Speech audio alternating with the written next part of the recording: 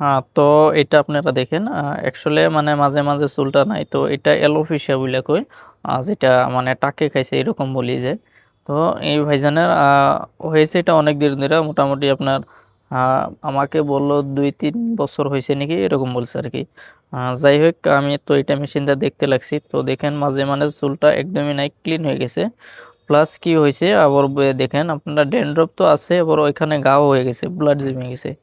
তো দেখেন এরকম সমস্যা লেগে গেছে।